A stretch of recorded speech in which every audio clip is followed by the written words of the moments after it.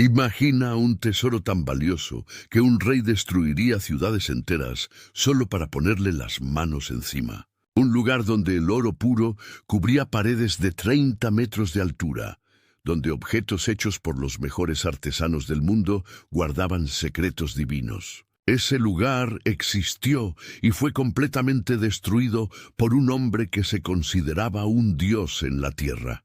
¿Qué vas a descubrir sobre el día en que el templo de Salomón se convirtió en cenizas? Te dejará sin palabras, Setián. Fueron 7 años los que Salomón tardó en construir algo que haría que cualquier rey de la antigüedad muriera de envidia. El templo de Jerusalén no era solo un edificio religioso. Era una demostración brutal de riqueza visible desde lejos. Sus paredes externas brillaban tanto bajo el sol que los viajeros tenían que protegerse los ojos al acercarse a la ciudad. Primeros Reyes nos cuenta que el templo medía 27 metros de largo, 9 de ancho y 13,1 metros de alto. Pero esos números no revelan el verdadero impacto. Cada centímetro de las paredes internas estaba cubierto con oro macizo, martillado sobre cedro del Líbano, la madera más cara del mundo en esa época. En el Santo de los Santos estaba el Arca de la Alianza, hecha de madera de acacia y completamente recubierta de oro. Sobre ella, 2 querubines de oro macizo extendían sus alas. Según Primeros Reyes 7, cada querubín medía 4,5 metros de altura. Eso significa que solo esas 2 esculturas contenían toneladas de oro puro. Y había mucho más. El templo guardaba cientos de objetos sagrados que hoy se considerarían tesoros nacionales. El altar de incienso todo hecho de oro, 10 candelabros de oro macizo, cada uno pesando una fortuna, 100 copas de oro para ofrendas, además de cuchillos, platos y bacines. Todo en oro puro. El mar de bronce era una de las maravillas técnicas de la época. Una enorme pila circular, hecha de bronce pulido, con 4,5 metros de diámetro y capacidad para 44,000 litros de agua. Se apoyaba sobre 12 bueyes de bronce, cada uno esculpido con detalles impresionantes.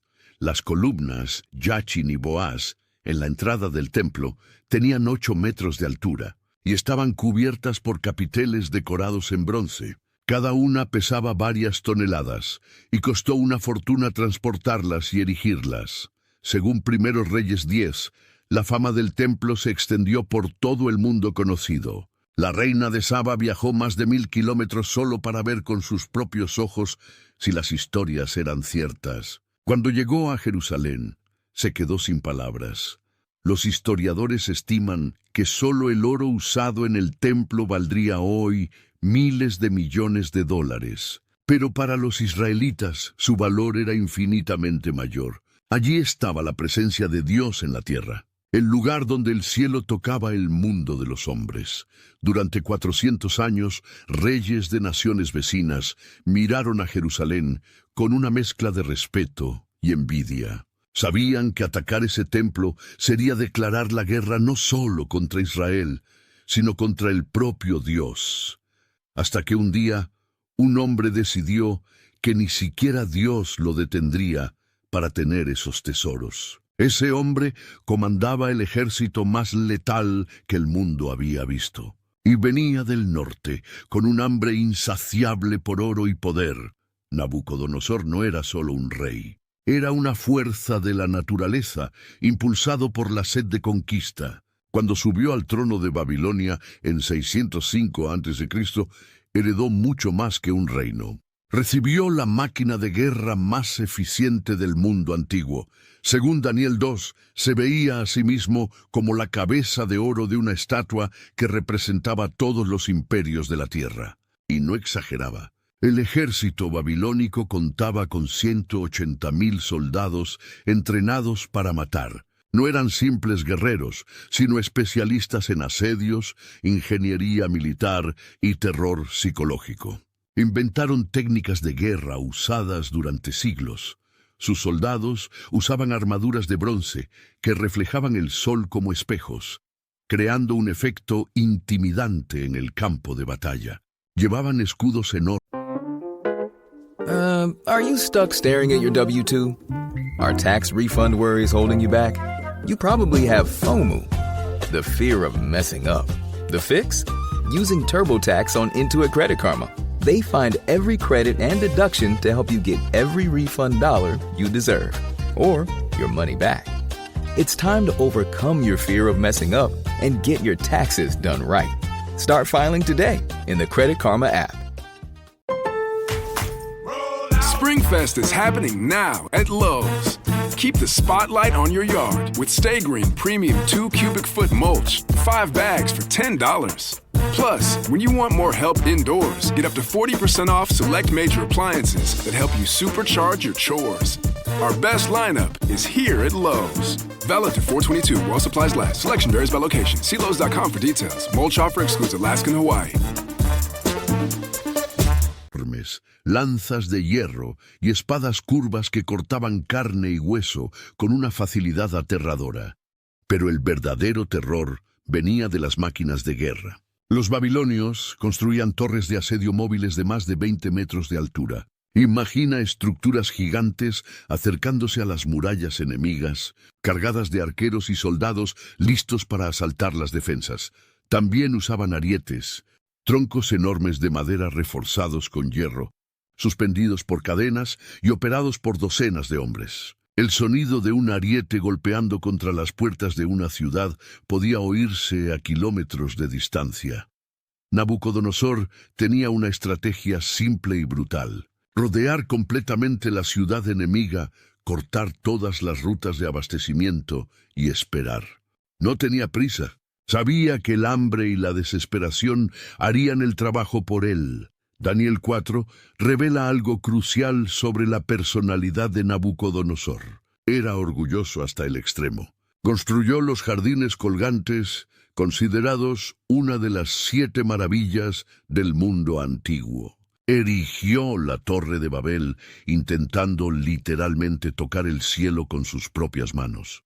Según Segundos Reyes 24, cuando miró el mapa y vio Jerusalén, Nabucodonosor no vio solo otra ciudad para conquistar.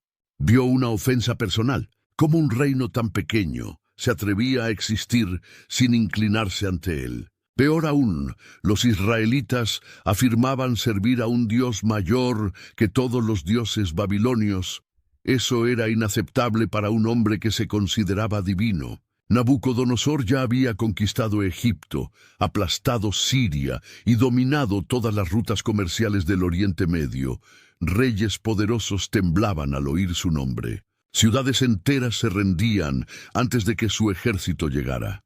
Pero Jerusalén era diferente. Tenía algo que ninguna otra ciudad poseía: la protección divina. Durante siglos, ejércitos intentaron conquistarla y fallaron. Sus murallas parecían indestructibles, y el pueblo tenía una fe inquebrantable de que Dios los protegería siempre. Era exactamente ese tipo de desafío lo que hacía brillar los ojos de Nabucodonosor de emoción. En 605 a.C., recibió informes detallados sobre Jerusalén. Sus espías describieron las riquezas del templo, la fuerza de las murallas y la confianza del pueblo. Cuanto más escuchaba, más crecía su ambición. Jeremías 25 registra que Dios había decidido usar a Nabucodonosor como instrumento de juicio. Pero el rey babilonio no lo sabía. Pensaba que solo estaba expandiendo su imperio por su propia voluntad. Lo que no imaginaba era que su primera visita a Jerusalén sería solo el comienzo de una guerra que duraría décadas y cambiaría la historia para siempre. Los años de humillación fueron suficientes para que Joacim perdiera completamente la paciencia. Cada vez que los recaudadores babilonios llegaban exigiendo tributos, el rey sentía que la sangre le hervía. Oro que debería estar decorando el templo terminaba en los cofres de Nabucodonosor. Jóvenes talentosos que deberían estar sirviendo a Judá se convertían en funcionarios del imperio enemigo. Según Segundos Reyes 24:1, se registra el momento de la vuelta. Joacim fue vasallo por 3 años. Después se rebeló contra él. Parece una decisión simple, pero fue la sentencia de muerte de un reino entero. Joacim creyó en las promesas de Egipto. Mensajeros del faraón llegaron en secreto, ofreciendo apoyo militar si Judá declaraba su independencia. Nabucodonosor está ocupado con revueltas en el norte. Es el momento perfecto para romper las cadenas. El rey convocó a sus consejeros para una reunión de emergencia. La discusión duró horas. Algunos advirtieron que desafiar a Babilonia sería un suicidio. Otros argumentaron que el honor nacional valía más que la vida. Jeremías 27:8 registra que el profeta suplicó a Joacim que no cometiera esa locura. La nación y el reino que no sirvan a Nabucodonosor, rey de Babilonia, y no pongan su cuello bajo el yugo del rey de Babilonia. Yo los castigaré con espada, hambre y peste. Joacim ignoró la advertencia. La rebelión comenzó de forma simbólica. Ordenó que las banderas babilónicas. This episode is brought to you by White Claw Surge. Great podcast pick, friend. No surprises there. After all, you're all about finding the tastiest flavors out there, just like White Claw Surge. And with big, bold flavors to enjoy, like blood orange, blackberry, cranberry, and more, it's time to go all in on taste. Unleash the flavor. Unleash White Claw Surge. Please drink responsibly. Hard seltzer with flavors. 8% alcohol by volume. White Claw Seltzer Works. Chicago, Illinois. It's crunch time at work, and you need to bring wings to your workday. Visit redbull.com/gettingitdone and answer a couple questions about your work style to get a Spotify customized playlist tuned to your productivity. Plus, score a can of Red Bull on us while you go from to-do to done. And remember, Red Bull gives you wings. Supplies are limited. Terms apply. Visit the website for more information. Fueran retiradas de todos los edificios públicos. Cuando los próximos recaudadores llegaron para cobrar tributos, fueron expulsados de la ciudad bajo amenaza de muerte. El mensaje llegó a Nabucodonosor en cuestión de semanas. El rey estaba en medio de una campaña militar en el norte cuando recibió la noticia. Según relatos históricos, se enfureció tanto que rompió una lanza de madera con sus propias manos. «Ese perro judío piensa que puede desafiarme», gritó a sus generales. «Voy a convertir Jerusalén en cenizas». Pero Nabucodonosor estaba demasiado lejos para actuar de inmediato. Así que adoptó una estrategia diferente. Activó todas las tribus enemigas de Judá que estaban bajo control babilónico. Según Segundos Reyes 24:2, detalla la primera fase de la venganza. El Señor envió contra Joacim tropas de los caldeos, de los sirios, de los moabitas y de los amonitas. Las envió contra Judá para destruirlo. Banda tras banda comenzaron a atacar las ciudades menores de Judá. Caravanas comerciales eran interceptadas, cosechas quemadas. Era terror psicológico puro, una muestra de lo que vendría después. Joacim se dio cuenta demasiado tarde de que había cometido un error catastrófico. El apoyo egipcio nunca apareció. Las tribus aliadas comenzaron a cambiar de bando. Jerusalén estaba sola contra el imperio más poderoso de la tierra. En 598 a.C., después de organizar sus tropas, Nabucodonosor inició la marcha final hacia Jerusalén. Esta vez no venía a negociar, venía a destruir. Joacim murió antes de ver el resultado de su rebelión. Algunos dicen que fue asesinado por sus propios nobles, desesperados por evitar la catástrofe. Jeremías 22:19 profetizó que sería sepultado como se sepulta a un asno, arrastrado y arrojado fuera de las puertas de Jerusalén. Su hijo Joaquín, de apenas 18 años, heredó un reino en llamas y un enemigo implacable marchando para capturar la capital.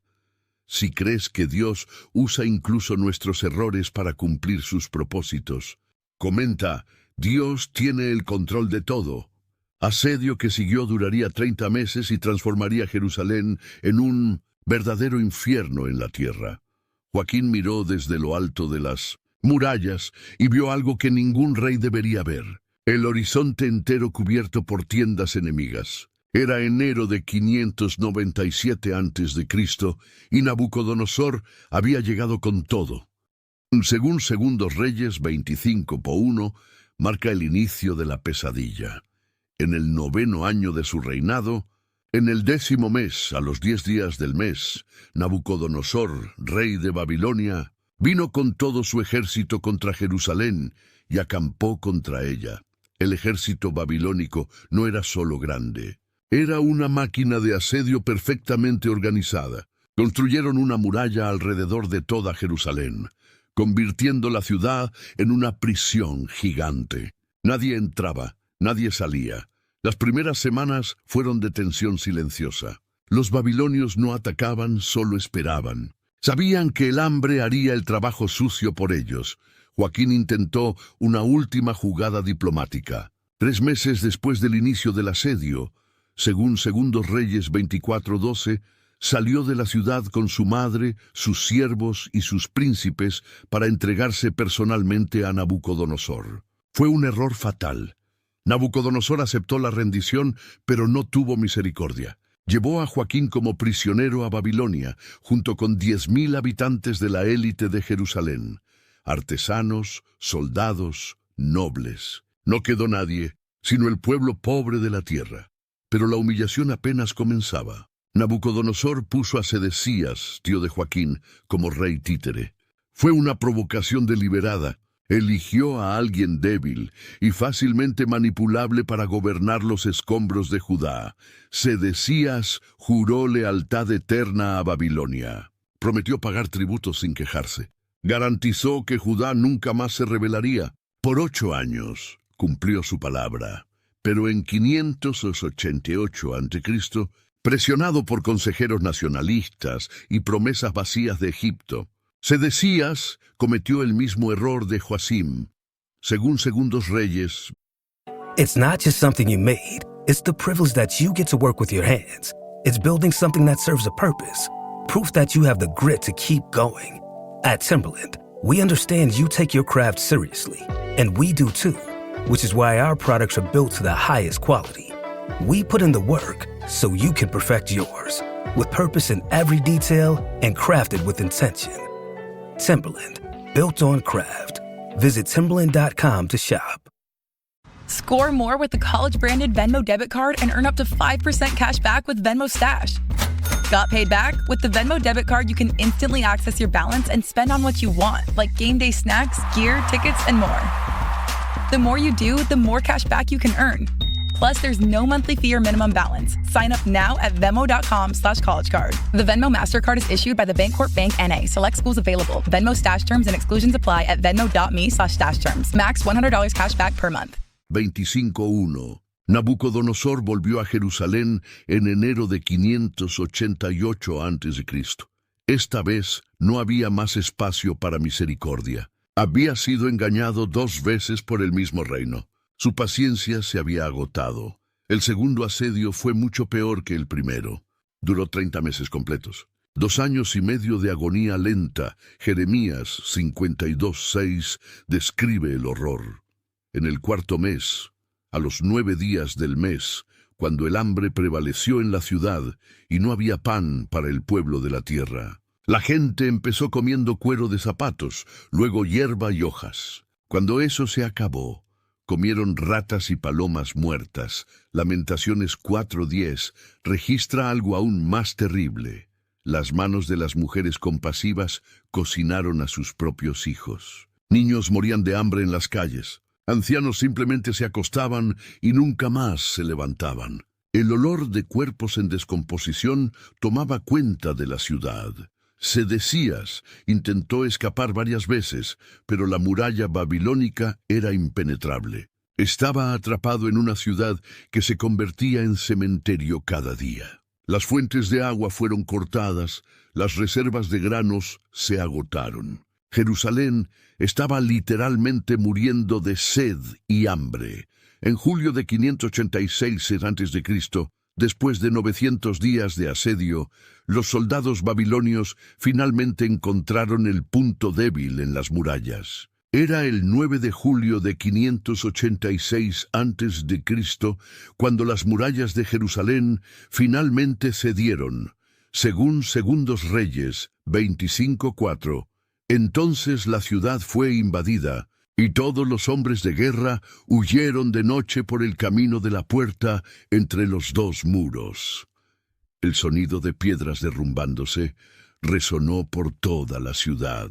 Soldados babilonios entraron gritando a través de la brecha, sedientos de sangre después de 2 años y medio de asedio. Sedecías intentó una fuga desesperada en la oscuridad de la noche. Según Segundos Reyes 25:5-7, fue capturado en las llanuras de Jericó. Nabucodonosor lo obligó a ver mientras ejecutaban a sus hijos. Después mandó cegar al rey. Lo último que Sedecías vio en vida fue la masacre de sus propios hijos, pero la venganza personal de Nabucodonosor era solo el comienzo. Según Segundos Reyes 25:8-9. En el 5.º mes, a los 7 días del mes, vino Nebuzaradán, capitán de la guardia, siervo del rey de Babilonia, a Jerusalén. Quemó la casa del Señor, la casa del rey y todas las casas de Jerusalén. También todas las casas de los grandes quemó. Nebuzaradán era el ejecutor oficial de Nabucodonosor, especialista en destrucción metódica. Tenía órdenes específicas: hacer que Jerusalén desapareciera del mapa. El templo fue el primer objetivo. Durante 400 años, esas paredes sagradas habían sido intocables. Reyes enemigos podían amenazar, rodear, atacar, pero el templo permanecía protegido por la presencia divina. Ahora, soldados paganos caminaban por los atrios sagrados con hachas y antorchas, según Segundos Reyes 25:13-17. Los caldeos despedazaron las columnas de bronce que estaban en la casa del Señor, las bases y el mar de bronce, y llevaron su bronce a Babilonia. El mar de bronce, que pesaba toneladas, fue roto en pedazos para facilitar el transporte. Las columnas, Yachin y Boaz, hitos de la entrada del templo, fueron derribadas y despedazadas. El ruido de bronce siendo destrozado podía oírse por toda la ciudad. Después vinieron los tesoros menores. Tomaron también las ollas, las palas, los apagadores, las cucharas y todos los utensilios de bronce con que se ministraba. Cada objeto sagrado, consagrado para la adoración a Dios, se convirtió en trofeo de guerra. Copas que contenían ofrendas se transformaron en vasos para que soldados babilonios bebieran vino. Pero el momento más impactante llegó cuando entraron en el Santo de los Santos. Durante siglos, solo el sumo sacerdote podía entrar allí, y solamente una vez al año, en el día de la expiación. With Sam's Club, you have the freedom to shop your own way. Curbside pickup, delivered to your doorstep, come in and grab it yourself. Yes, yes, yes. They've got plenty of options. Your call. Say yes to shopping the way you want. Join now at samsclub.com/yes and. You must be 18 years or older to purchase a membership, and membership is subject to qualifications. Visit samsclub.com/yes and for details. Ever feel like your brain just won't click? Onnit Alpha Brain is a daily supplement engineered to support memory, focus, and mental speed. Made with science-backed ingredients, Onnit Alpha Brain helps you lock in, tune out distractions, and stay sharp. See what your brain can really do. Visit onnit.com and shop Alpha Brain to unlock your next level. That's ONNIT.com. Ahora, soldados paganos pisaban el lugar más sagrado de la tierra. Sin consecuencia aparente, el Arca de la Alianza, el objeto más santo de Israel, simplemente desapareció. La Biblia no registra qué pasó con ella. Algunos creen que fue escondida antes de la invasión. Otros piensan que fue destruida o llevada a Babilonia. Cuando terminaron de saquear todo lo que tenía valor, Nebuzaradán dio la orden final: quemar todo. Según Segundos Reyes 25:9, quemó la casa del Señor, la casa del rey, todas las casas de Jerusalén y todas las casas de los grandes, el cedro del Líbano, el que había costado una fortuna transportarlo e instalarlo, se convirtió en cenizas en cuestión de horas. El oro de las paredes se derritió con el calor de las llamas. El humo negro subió al cielo como una señal fúnebre, visible a kilómetros de distancia. Si entiendes que a veces Dios permite la destrucción para traer renovación, comenta: Confío en los planes de Dios, pero el destino de los tesoros sagrados en tierras paganas reservaba sorpresas que nadie podría imaginar. Los carros llegaron a Babilonia, y cargados con lo que quedaba del templo más rico del mundo. Nabucodonosor ordenó que todos los tesoros sagrados fueran exhibidos públicamente en las calles de la capital. Era propaganda militar pura, mostrar al pueblo babilónico que ni siquiera el Dios de los judíos había podido proteger su propia casa. Daniel 1:2 registra dónde terminaron los objetos sagrados. El Señor entregó en sus manos a Joaquín, rey de Judá, y algunos de los utensilios de la casa de Dios, y los llevó a la tierra de Sinar, a la casa de su Dios. Y puso los utensilios en la casa del tesoro de su Dios. El templo de Marduk, principal deidad babilónica, estaba enteramente dedicado a los trofeos de Jerusalén. Candelabros de oro que antes iluminaban el lugar santo, ahora decoraban altares paganos. Copas consagradas para ofrendas al Dios verdadero se convirtieron en objetos ornamentales, en honor a ídolos de piedra. Para Nabucodonosor, esos tesoros probaban su superioridad religiosa. Si el Dios de Israel fuera realmente poderoso, habría impedido el saqueo. Como no lo impidió, obviamente Marduk es más fuerte, pero Dios tenía otros planes. Durante décadas, los utensilios sagrados quedaron guardados como piezas de museo en Babilonia. Nabucodonosor a veces los mostraba a visitantes importantes, jactándose de sus conquistas militares. En 539 a.C., 47 años después de la destrucción de Jerusalén, todo cambió en una sola noche. Daniel 5 registra la fiesta que selló el destino del imperio babilónico. Belsasar, nieto de Nabucodonosor, decidió hacer la provocación final contra el Dios de Israel. Entonces trajeron los utensilios de oro que fueron quitados del templo de la casa de Dios, que estaba en Jerusalén, y bebieron con ellos el rey y sus grandes. Era blasfemia pura. Belsasar tomó las copas sagradas del templo y las usó para beber vino durante una orgía palaciega. Nobles borrachos brindaban a los dioses babilonios usando objetos consagrados al Dios Todopoderoso. La reacción divina fue inmediata y aterradora. Daniel 5:5-6 describe la escena. This episode is brought to you by Welch's Fruit Snacks. Big news for your kids' lunchbox. Welch's Fruit Snacks are now made without any artificial dyes. A snack parents can feel good about, and the same delicious taste kids can't get enough of. All made with no artificial dyes. Try Welch's Fruit Snacks today. Chronic migraine, 15 or more headache days a month, each lasting 4 hours or more, can make me feel like a spectator in my own life. Botox, onabotulinum toxin A, prevents headaches in adults with chronic migraine. It's not for those with 14 or fewer headache days a month. It's the #1 prescribed branded chronic migraine preventive treatment.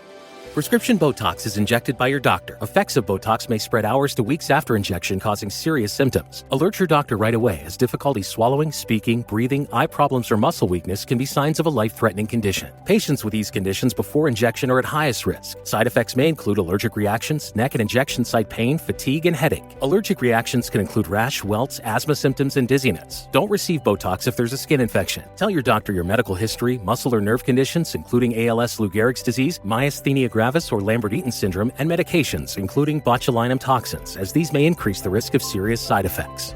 Why wait? Ask your doctor, visit BotoxChronicMigraine.com, or call 1-800-44-BOTOX to learn more. En la misma hora aparecieron unos dedos de mano de hombre frente al candelabro en la pared del palacio real. El rey vio la parte de la mano que estaba escribiendo. Entonces cambió el semblante del rey y sus pensamientos lo turbaron. La fiesta se detuvo instantáneamente. La música cesó. Cientos de invitados miraron en pánico a la pared, donde una mano invisible escribía palabras misteriosas: Mene, Tekel, Pérez. Daniel fue llamado para interpretar el mensaje. El viejo profeta, ahora con más de 80 años, miró directamente a los ojos de Belsasar y pronunció la sentencia: Contó Dios tu reino y lo acabó. Pesado fuiste en la balanza y fuiste hallado en falta. Dividido fue tu reino, y dado a los medos y a los persas. Esa misma noche, Ciro, rey de Persia, invadió Babilonia y mató a Belsasar.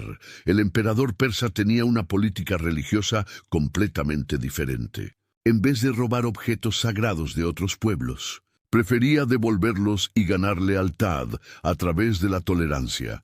Esdras 1:7-8 registra el momento de la restitución. También el rey Ciro sacó los utensilios de la casa del Señor que Nabucodonosor había traído de Jerusalén. Todos estos entregó en manos de Sesbazar. Después de 70 años exactos de exilio, tal como Jeremías había profetizado, los tesoros sagrados volvieron a casa.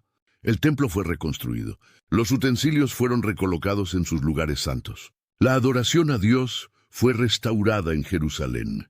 Nabucodonosor pensó que había derrotado al Dios de Israel para siempre, pero él tenía un plan divino de disciplinar a su pueblo y purificar a su iglesia.